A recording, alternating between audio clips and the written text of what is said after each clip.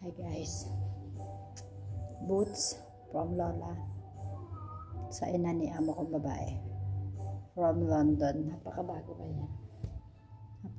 pa niya. Ang isa naman ay ano na the name? Let's see what is the name. The name is Red. It's from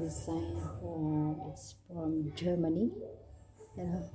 Bit-bit ang amo kong babae, kala ko yan. Thank you so much, Lola. Thank you for your kindness.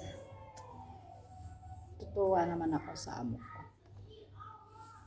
Some clothes upon winter hindi na rin ako bibili. Si amo na lang daw magbibigay sa akin.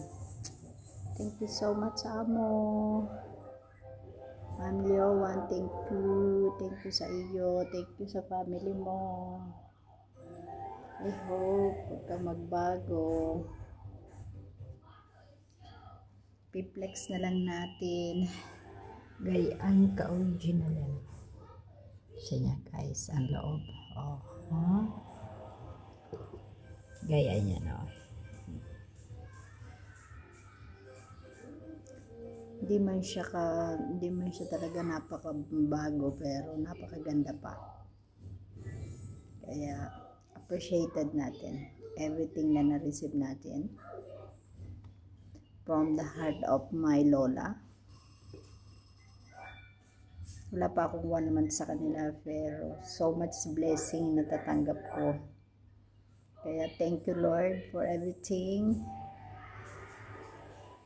Dahil kung hindi may pagkakaloob ay hindi ko talaga marireceive at ma-achieve ang lahat ng mga bagay na na-achieve ko sa aking buhay. Lot of things, maging sa pera, hindi ko lang talaga siya ginagrabs. Bibigyan ako ng pambili ng food, pero may food naman. Ngayong week binigyan na naman ako, sabi ko amo wag na please, ini-return ko kasi ang dami naman pagkain dito, parang ayoko ng ganun, sobrang hindi ko na makayang tanggapin pagka ganun kakan. Yan lang guys, pinopost ko ang aking mga blessing kasi sobrang tuwa ko. Siya ay almost kasing bait nung amo kong umalis na nagpunta sa London, si Sir Akil at Ma'am Ano Maria. Napakabait din nun. Kaya until now nagchat-chat yun sa akin. Tumatawag sa akin. Ganyan nila ako nire-respeto, at nire-respeto ko din naman sila kasi 8 years ako sa kanila. Dito is magwa 1 month pa lang ako, pero napakabait talaga. Mabait.